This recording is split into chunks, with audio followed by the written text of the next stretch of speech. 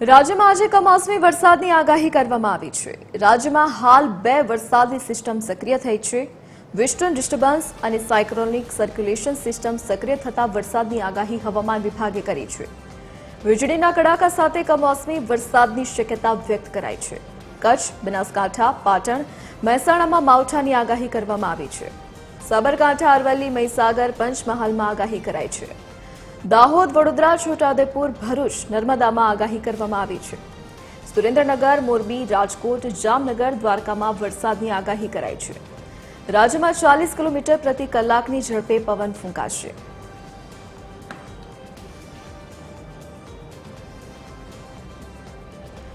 વધુ વિગતો સાથે સંવાદદાતા આયુષી યાજ્ઞિક આપણી સાથે લાઈવ જોડાઈ ગયા છે। જે આયુષી, કમોસમી વરસાદને લઈને હવામાન વિભાગની શું આગાહી છે અને કયા કયા જિલ્લામાં વરસાદ પડવાની શક્યતા? બિલકુલ જે રીતે અત્યારે હાલ એક બાદ એક વરસાદી સિસ્ટમો સક્રિય થઈ રહી છે તેના કારણે રાજ્યના મોટાભાગના જિલ્લાઓની અંદર વાતાવરણમાં પલટો છે તે સામે આવી રહ્યો છે। વધુ એક વરસાદી સિસ્ટમ છે કે જે સક્રિય થઈ છે। હાલ રાજ્ય તરફ 2 વરસાદી સિસ્ટમો છે તે સક્રિય છે, સાયક્લોનિક સર્ક્યુલેશન સિસ્ટમ અને વેસ્ટર્ન ડિસ્ટર્બન્સ। આ બંને સિસ્ટમના કારણે રાજ્યની અંદર કેટલાક જિલ્લાઓની અંદર હળવો તો કેટલાક જિલ્લાઓની અંદર મધ્યમ વરસાદની આગાહી છે તે કરવામાં આવી છે। જો કે આ જે વરસાદ રહેશે ગાજવીજ અને ભારે પવન સાથે રહેવાનો છે। આંધી અને વંટોળનું પ્રમાણ છે તે આ વરસાદની અંદર વધુ રહે તેવી સંભાવનાઓ વ્યક્ત કરવામાં આવી રહી છે। પવનની વાત કરીએ તો પવનની ગતિ 40 કિલોમીટર પ્રતિ કલાક સુધી ફૂંકાય તે પ્રકારની પણ સંભાવનાઓ છે।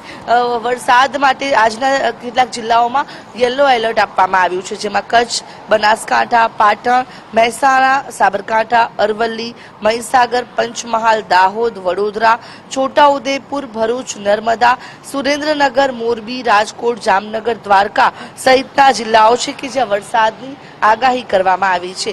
આજે સિસ્ટમ સક્રિય થઈ છે તો સિસ્ટમના કારણે ગાજવીજ સામે આવશે અને કેટલાક સ્થળો પર જે ભારે પવનની સાથે આ વરસાદ છે તે નોંધાઈ શકે છે। જો અમદાવાદ સહિત મધ્ય ગુજરાતની વાત કરવામાં આવે તો ત્યાં વાદળછાયું વાતાવરણ રહેશે। કેટલાક સ્થળો પર હળવાથી મધ્યમ વરસાદની સંભાવનાઓ છે તે પણ વ્યક્ત કરાઈ રહી છે, જ્યારે અમદાવાદમાં વાદળછાયું વાતાવરણ રહેશે।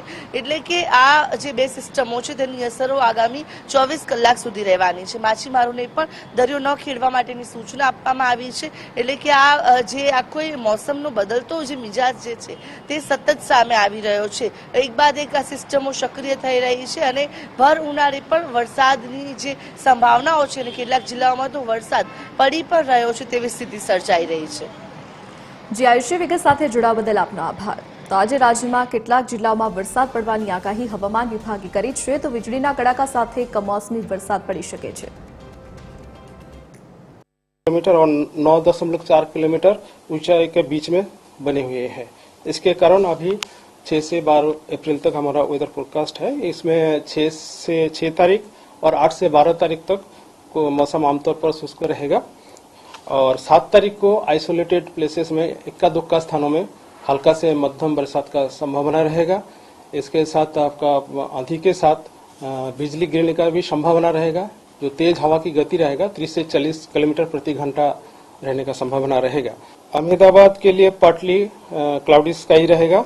जो उच्चतम तापमान है 36 डिग्री सेंटीग्रेड आसपास रहने का संभावना रहेगा और जो उच्चतम तापमान है हमारा जो गुजरात और जो हमारे यूनियन टेरिटरी दीव दमन दादरा नगर हवेली के लिए अगले 6 से 8 अप्रैल तक कोई बड़ा बदलाव नहीं रहेगा, लेकिन उसके आगे 2 से 4 degree centigrade temperature gradual rise रहेगा।